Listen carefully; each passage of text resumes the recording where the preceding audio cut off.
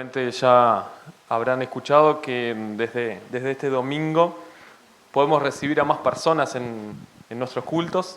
Estamos muy contentos por eso. Y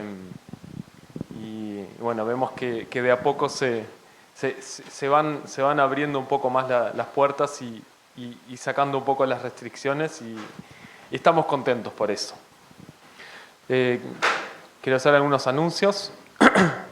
Primero, hoy en la iglesia de Lombú es la ordenación de Bernd Penner como Gemeindeleiter, como pastor líder. Fue Ernst Wölke y familia fueron allí a acompañar, así que para que todos estemos al tanto. Después, comentar que, bueno, como se dijo el domingo pasado ya y el fin de semana pasado, estamos juntando ofrendas para el hogar de ancianos, para apoyar un poco ahí el tema de la gestión, para el área financiera. Así que en la entrada van a ver unos recibitos de aporte voluntario. Si alguien desea ayudar ahí, puede completarlo y comprometerse a hacer un aporte mensual o bueno, como lo decida. Luego queremos comentar que hoy de tarde, para el Día del Niño, va a haber un evento en Esilda. La idea es llegar a la mayor cantidad posible de niños y compartir la palabra de Dios. Eso va a ser hoy de tarde como alrededor de las 15 horas. Si alguien quiere ayudar o aportar algo más, puede hablar con Doris. Y también ayer nos llegó la noticia de que en Haití hubo un terremoto bastante fuerte de más de 7 grados en la escala de Richter. Es un terremoto de la magnitud del terremoto que fue hace unos años, cuando incluso algunos voluntarios se fueron de acá con Proyecto América a ayudar, y que también fue un poco el puntapié para que Matías se vaya como misionero allí a Haití. Y ayer hubo un terremoto de la misma magnitud, entonces fue fuerte. No sabemos todavía mucho de los daños que ha causado, etc. Matías parece que está bien, pero bueno, no tenemos muchos más detalles, pero sí me parece que es un punto para tener en cuenta, para orar por Haití, por todas esas personas que ahora seguramente la están pasando mal. Entonces, para empezar este culto quiero orar con ustedes. Señor, te agradecemos por este domingo. Te damos gracias porque tú nos has permitido estar aquí para aprender de ti, para alabarte, para adorarte, para compartir tiempo con otros cristianos y motivarnos unos a otros a seguirte. Señor, queremos pedirte por ese evento que va a haber hoy en Esilda, que tú estés acompañando a las personas que estén allí, que ellos puedan llegar a los corazones de esos niños, a los corazones de los padres, que se pueda sembrar una semilla de fe en sus corazones y que de a poco vaya tu palabra llegando también a personas que hoy tal vez no te conocen o no quieren reconocerte como el rey de sus vidas. También queremos pedirte por Haití, por toda esa gente que ahora seguramente la está pasando muy mal, que tú estés consolando, que tú estés cuidando, que tú estés dando consuelo a esas personas, que también estés dándole ánimo a Matías y que también a través de él tú puedas obrar. Queremos pedirte ahora que que tú prepares nuestros corazones para escuchar, para aprender y que sea de bendición para cada uno de nosotros. Amén. Muy buenos días. Voy a leer Proverbios 10, primera colección de dichos de Salomón. El hijo sabio alegra a sus padres, el hijo necio los hace sufrir. Las riquezas mal habidas no son de provecho, pero la honradez libra de la muerte. El Señor no deja con hambre al que es bueno, pero impide al malvado calmar su apetito. Poco trabajo, pobreza; mucho trabajo, riqueza. Cosechar en verano es de sabios, dormirse en la cosecha es de descarados. Sobre el hombre bueno llueven bendiciones, pero al malvado lo ahoga la violencia. Al hombre bueno se le recuerda con bendiciones, al malvado muy pronto se le olvida. El que es sabio acepta mandatos, el que dice necedades acaba en la ruina. El que nada debe, nada teme, el que mal anda, mal acaba. El que guiña el ojo acarrea grandes males, el que dice necedades acaba en la ruina. Las palabras del justo son fuente de vida, pero al malvado lo ahoga la violencia. El odio provoca peleas, pero el amor perdona todas las faltas. En labio del sabio hay sabiduría, para el imprudente un garrotazo en la espalda. Los sabios se reservan sus conocimientos, mas cuando los necios hablan el peligro amenaza. La defensa del rico es su riqueza, la ruina del pobre su pobreza. La recompensa del justo es la vida, la cosecha del malvado es el pecado. El que atiende la corrección va camino a la vida, el que la desatiende va camino a la perdición. Es de mentirosos disimular el odio, es de necios divulgar chismes. El que mucho habla, mucho yerra, callar a tiempo es de sabios. Plata fina es la lengua del justo, la mente del malo no vale nada.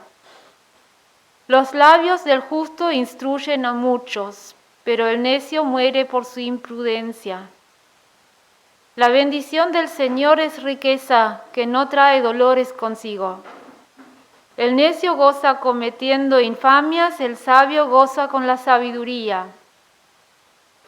Lo que más teme el malvado, eso le sucede, pero al justo se le cumplen sus deseos. Pasa el huracán y el malvado desaparece, pero el justo permanece para siempre. El perezoso es para el que lo envía, como el vinagre a los dientes o el humo a los ojos. El honrar al Señor alarga la vida, pero a los malvados se les acorta. Para los justos el porvenir es alegre, para los malvados ruinoso. El Señor protege a los que hacen bien, pero destruye a los que hacen mal. Jamás el justo fracasará, pero el malvado no permanecerá en la tierra. De los labios del justo brota sabiduría, pero al perverso le cortarán la lengua. El justo dice cosas agradables, el malvado solo cosas perversas. Y cantamos la primera canción, Yo tengo gozo en mi alma.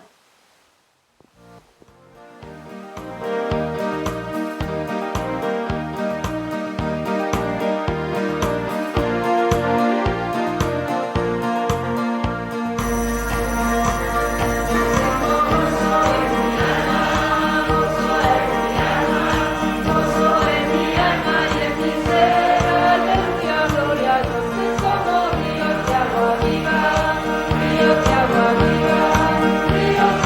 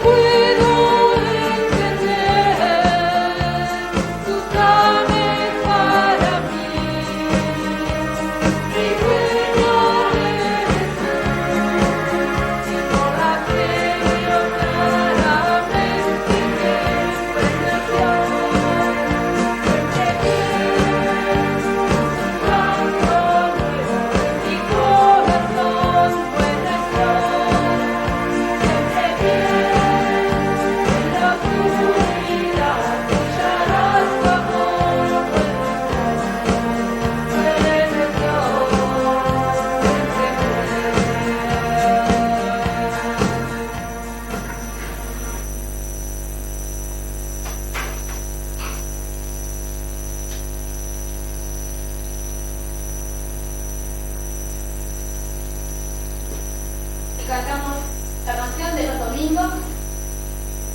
En esto creo yo, mi Dios y Padre eterno.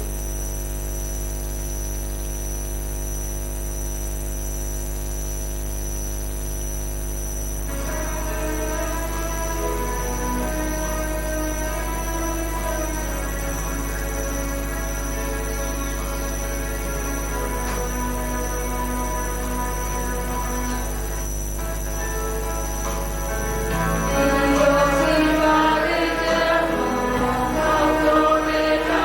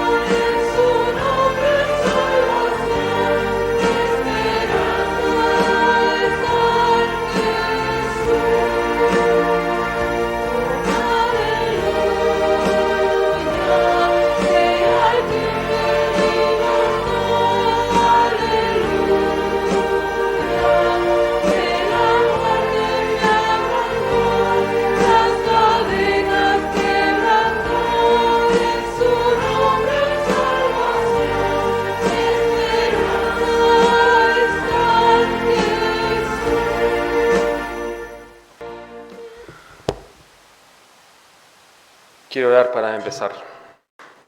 Señor, te damos gracias por este día, por tu palabra, por toda esa sabiduría que podemos encontrar en la Biblia.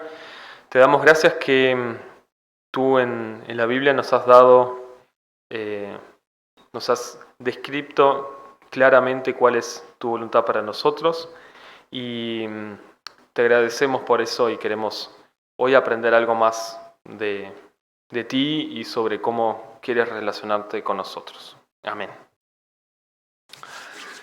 Bien, me encanta esta serie de temas sobre los fundamentos de la fe. Vemos cómo los temas se van encadenando uno al otro y de a poco logramos hacer que los diferentes temas vayan interactuando con los anteriores.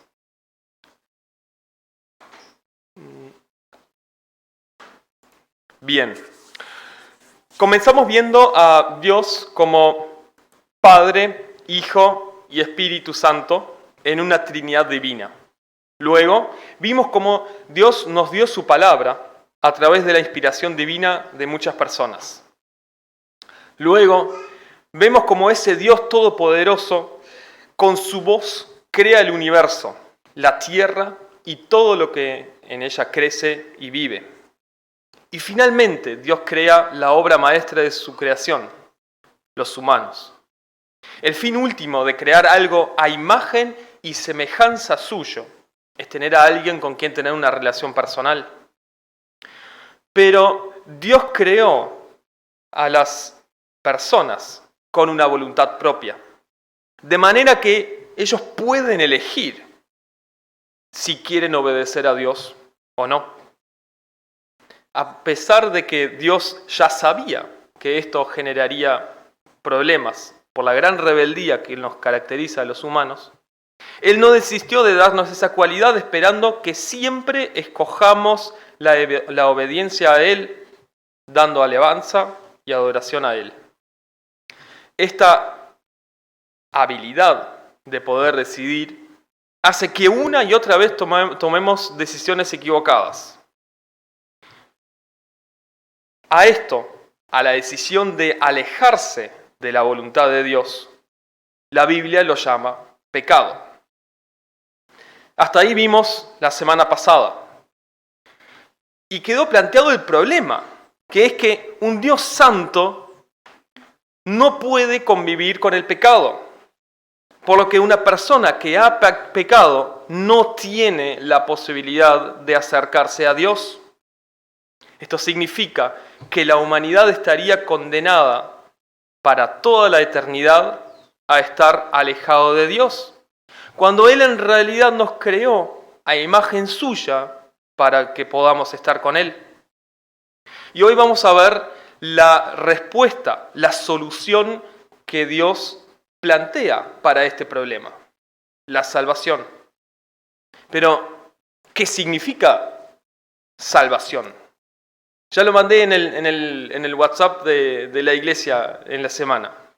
La semana pasada, Sofía nos preguntó, papá, ¿qué es la salvación?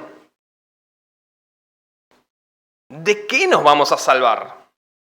Y ahí me quedé pensando, porque ¿de qué nos salvamos cuando hablamos de salvación en la iglesia? ¿Por qué? ¿Y para qué queremos salvarnos? Cada uno de nosotros creemos saber qué es la salvación. Y la verdad, se me ocurrieron unas cuantas frases súper complicadas, mucha teoría y que tal vez suena muy académico. Pero yo debía explicarle la salvación a una niña de 7 años. ¿Cómo le explicás la salvación a una niña de 7 años? En palabras que ella pueda entender. Y ahí me di cuenta que nosotros usamos el concepto de salvación en la iglesia y lo usamos como que todo el mundo sabe lo que es y nunca me había puesto a pensar qué significa realmente eso de salvación. Entonces dije, bueno, a ver qué dice la Biblia. Y bueno, En la Biblia encontramos muchísimas veces la palabra salvación, pero no siempre tiene el mismo sentido. En el Antiguo Testamento encontramos la palabra salvación sobre todo referido a la liberación de enemigos o como una solución a un problema personal de una persona o de un pueblo. Encontramos, por ejemplo, la palabra salvación cuando el pueblo de Israel cruza el Mar Rojo y Dios destruye a los egipcios. Allí Dios salva a los israelitas de los egipcios. David usa mucho esa palabra salvación en sus salmos, tanto afirmando que Dios lo ha salvado de sus enemigos, como también rogando a Dios que lo libere de algún opresor o de alguna situación en la cual él no encuentra una salida. Otro que enfatiza mucho en esta palabra salvación es el profeta Isaías. Pero en este caso el profeta habla mucho de una salvación futura, porque no sé si se acuerdan, el profeta Isaías predice que Babilonia va a conquistar a Israel y se los va a llevar al exilio. Entonces él habla de una salvación futura, algo más allá de lo anterior, porque David y todos los anteriores siempre hablaban de sálvame hoy, sálvame de algo que me está pasando ahora. Isaías ya está hablando de algo que va a pasar en el futuro. Además, Isaías comienza a hablar de la necesidad de salvarse de otras cosas, además de enemigos humanos. Él habla de lo importante que es seguir a Dios y lograr soltarse de los pecados que nos alejan de Dios. Pero después llegamos al Nuevo Testamento y lo primero que encontré fue sorpresa. En los 4 evangelios, leídos en la versión NBI, la palabra salvación aparece solo 5 veces y la palabra salvador aparece solo 4 veces. Y yo me pregunté por qué un concepto que nosotros consideramos tan vital no aparece en los evangelios. Y en realidad la explicación es bastante sencilla. Mientras los evangelios nos cuentan la vida y las enseñanzas de Jesús, nuestra fe y toda la doctrina de la salvación se basa en la muerte y en la resurrección de Jesús, a través de la cual Jesús ha demostrado su poder sobre la muerte. De esta forma, se crea esa doctrina de la salvación de los pecados después de que Jesús vuelve al cielo. Entonces, ya en Pentecostés, podemos leer que Pedro le habla a la multitud, ¿sí? Y él les dice lo siguiente en Hechos 4:12. Les dice, de hecho, en ningún otro hay salvación, ahí aparece la palabra, porque no hay bajo el cielo otro nombre dado a los hombres mediante el cual podamos ser salvos. Entonces acá vemos que el concepto de salvación cambia totalmente con lo que veíamos en el Antiguo Testamento. Ya no estamos hablando de librarnos de situaciones o librarnos de personas, sino que a partir de este momento vamos a encontrar un concepto de salvación como una doctrina central de nuestra fe. Y eso lo vamos a ver a través de todo el libro de Hechos y en todas las cartas que siguen después. Esta salvación le es garantizada a todas las personas. Otra gran diferencia. Porque en el Antiguo Testamento siempre la salvación era para el pueblo de Israel exclusivamente. Y cuando aparece Jesús y también después a través de sus discípulos, vemos que la palabra de Dios y todo su plan de salvación se abre a todo el mundo. Y eso lo podemos leer en Romanos 1:16, donde Pablo lo dice claramente. Dice, a la verdad, no me avergüenzo del Evangelio, pues es poder de Dios para la salvación de los que le creen. De los judíos primeramente, pero también de los gentiles. Entonces, se abre la salvación para todo el mundo. A mí me encanta perseguir los diferentes temas a través de toda la Biblia. Entonces, de esta forma quiero tratar de explicar la salvación desde otro ángulo. Cuando Dios crea al mundo, Él pone a Adán y a Eva en el jardín Edén. Había una armonía total entre Dios y las personas. Al punto que la Biblia dice que Dios iba todas las tardes a hablar con Adán y Eva. Esa comunión entre Dios y las personas es lo que Dios siempre se imaginó como esa situación ideal. Ese es el propósito para el que nos creó, que pudiéramos estar con Él, que pudiéramos comunicarnos personalmente con Él. Pero nuestra naturaleza humana hizo que nos alejáramos de Dios. Adán y Eva desobedecieron la orden divina y comieron de esa fruta prohibida. Este pecado genera la expulsión de los humanos del jardín Edén y la separación de la humanidad de Dios. A partir de allí, el pecado no ha sido parte de la humanidad y de hecho todas las personas estamos expuestos a él. Esto significa que estamos condenados por toda la eternidad a estar alejados de Dios. La Biblia nos cuenta que ya desde la primera familia Dios les dio herramientas como para solucionar este problema.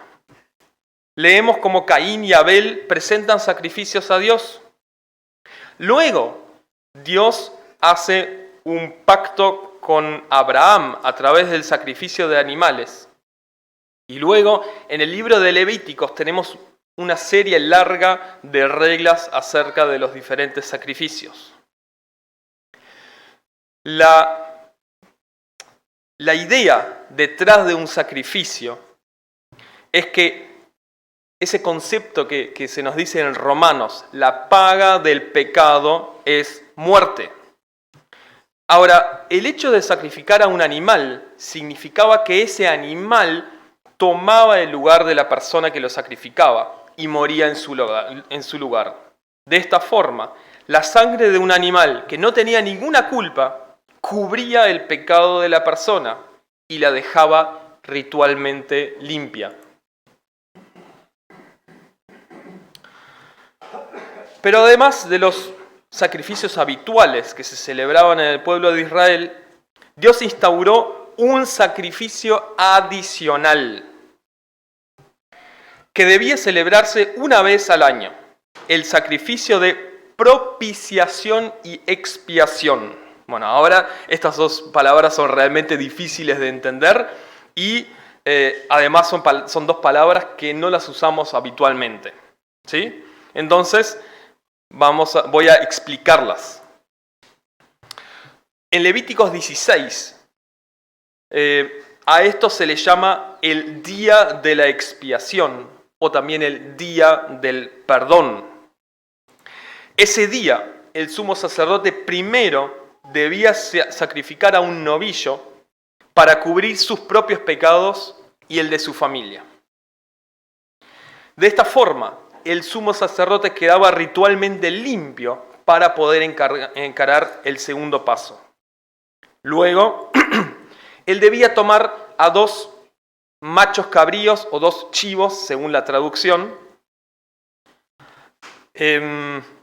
y tenía que echar suertes para los 2, porque el destino de cada uno de esos 2 animales era muy diferente. A uno de los 2 lo tenía que sacrificar sobre el altar del Señor y llevar una parte de su sangre al lugar santísimo y esparcirla ahí. Con este sacrificio, llamado el sacrificio de propiciación o el sacrificio del por el pecado del pueblo, la idea era cubrir a todos aquellos pecados de Israel por los que no se había realizado ningún otro sacrificio. ¿Sí? Este era un sacrificio que se hacía una vez al año y debía cubrir a todos esos pecados por los que no se había hecho ningún otro sacrificio. Pero esto solo cubría el pecado. Entonces ahí entra el otro macho cabrío o chivo. Al terminar este sacrificio, el sumo sacerdote debía tomar al otro macho cabrío o chivo e imponerle las manos en la cabeza y confesar todos los pecados del pueblo de Israel, cualquiera haya sido. Así dice en Levítico 16. Luego este animal debía ser llevado al desierto y puesto en libertad, para llevarse de esa forma todos los pecados del pueblo al desierto para que desaparezcan. Ese era el chivo expiatorio, el que carga con todos los pecados del pueblo. ¿Les suena esa palabra, chivo expiatorio? Lo conocemos en el lenguaje así normal, ¿verdad? Ahora, de esta forma, una vez al año, se presentaba un sacrificio que limpiaba a todo el pueblo de Dios de sus pecados. Sin embargo, esta no podía ser una solución definitiva, porque había que repetirlo todos los años, ¿sí? Por eso, finalmente vino Jesús, el Hijo de Dios, a este mundo. De esta forma, Dios se pone a nuestro nivel para mostrarnos cuál es su voluntad para nosotros y para mostrarnos que Él tiene un poder absoluto sobre toda su creación, incluso sobre la muerte. A través de Jesús, Dios nos da una nueva herramienta para poder acceder a Él. Al igual que el sacrificio de propiciación y expiación que expliqué recién, Jesús murió en nuestro lugar y de esta forma realizó una especie de sacrificio por nosotros. Pero a diferencia de el otro sacrificio, este no es necesario repetirlo todos los años, sino que con una vez alcanza para siempre. La otra diferencia es que el chivo expiatorio se llevaba todos los pecados del pueblo sin importar si el pueblo realmente los había confesado o no. El sacrificio de Jesús está disponible para todos, pero solamente vale para aquellos que lo aceptan para sí mismos en forma personal. Podría decirse que el hecho de aceptar el sacrificio de Jesús equivale a hacernos del pueblo de Dios. Y recién a partir de ese momento yo puedo ser librado de mis pecados. Y el otro tema es que para que este sacrificio sea realmente válido para mí, no solo alcanza con reconocer que Jesús murió por mis pecados, sino que además debo arrepentirme de mis pecados. Es decir, que debo reconocer que realmente me equivoqué, que fallé en hacer la voluntad de Dios, que soy un pecador y que estoy decidido a no volver a pecar a propósito. De esta forma, aceptando el sacrificio de Jesús por nuestros pecados, nosotros podemos ser santificados y podemos acercarnos a Dios nuevamente. Así se restaura esa relación que tenemos con Dios y volvemos a donde siempre debimos haber estado, cerca de Dios. Y lo mejor de todo es que tenemos la esperanza de una vez estar en el cielo con Dios, en donde ya nada nos podrá separar de Él por toda la eternidad. Ahora, después de todo, ¿cómo definimos esa salvación de la que siempre hablamos? No es un proceso, no es una decisión, no se obtiene solo diciendo una oración y no existe una fórmula mágica mediante la cual podamos conseguirla.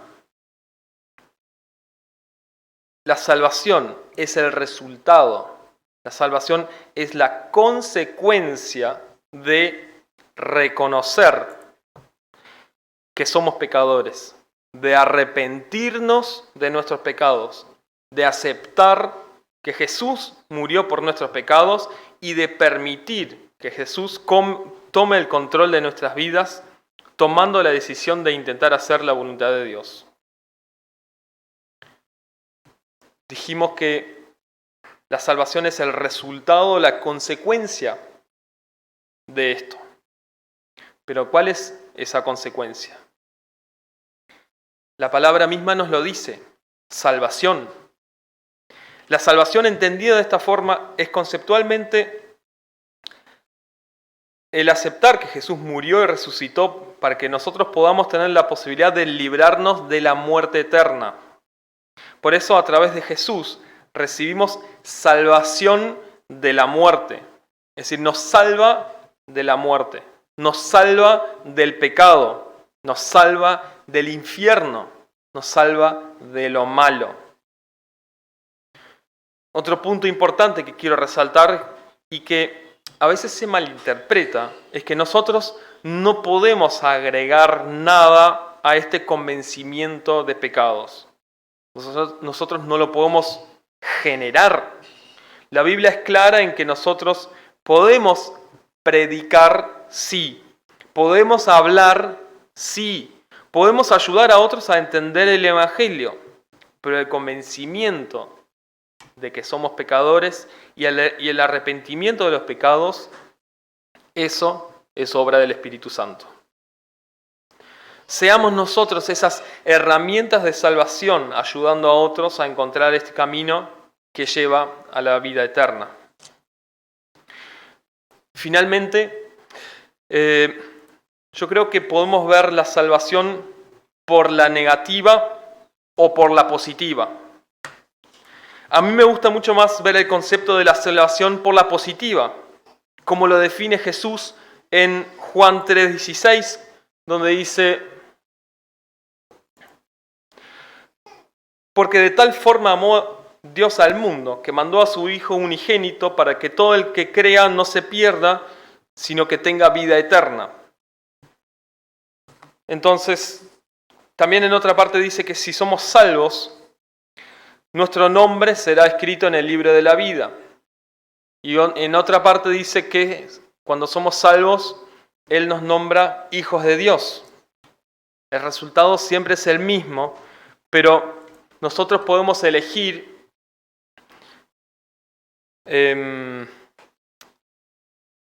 cómo enfocar esta salvación.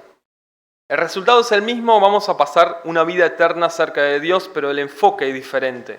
Puedes buscar la salvación por miedo al infierno y basar tu fe en evitar el mal, o podés enfocarte en pasar una eternidad al lado de Dios en el cielo, cumpliendo con el propósito para el que Dios te ha creado en primera instancia, el estar cerca de Él, el estar junto a Dios. Y lo mejor de esto es que si tenemos la certeza de ser salvos, ya hoy podemos disfrutar esa alegría de que vamos a estar en el cielo con Él. Después de todo lo que hemos visto, lo único que me queda es preguntarte si tú tienes esa certeza de salvación. Yo creo que si alguien duda, tiene un problema. No debemos dudar, debemos estar seguros de que vamos a ir al cielo. Si nos arrepentimos y reconocimos nuestros pecados y le pedimos a Dios que sea el Salvador de nuestra vida, tenemos la certeza. No podemos tener dudas. Si tenemos dudas, tenemos un problema. Reconocimiento, arrepentimiento de pecados, aceptar el sacrificio que Dios hizo, que Jesús hizo, y darle a Él el control de su vida, de nuestra vida. Tu eternidad comienza en el presente, comienza hoy, y tu salvación no depende de nadie más, solo de tu decisión. El cielo te espera. Oramos.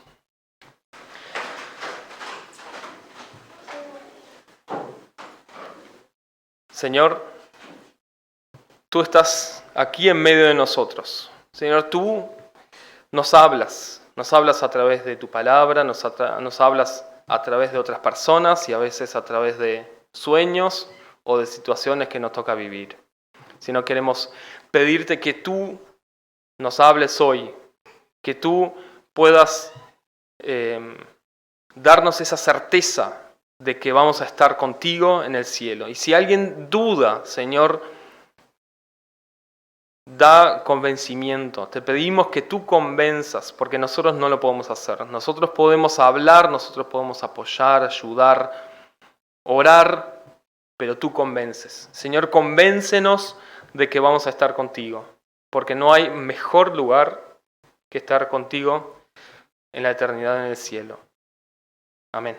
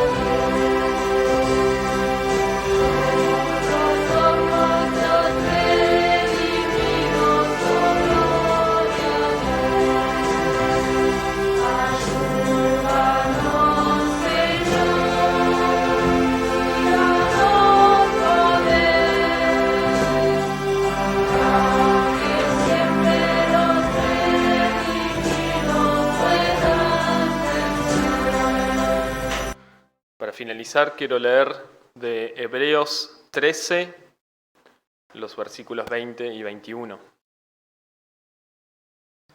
Hebreos 13, los versículos 20 a 21, dice así: El Señor que da la paz levantó de entre los muertos al gran pastor de las ovejas, a nuestro Señor Jesús, por la sangre del pacto eterno. Que Él los capacite en todo lo bueno para hacer su voluntad, y que por medio de Jesucristo Dios cumpla en nosotros lo que a Él le agrada. A Él sea la gloria por los siglos de los siglos. Amén.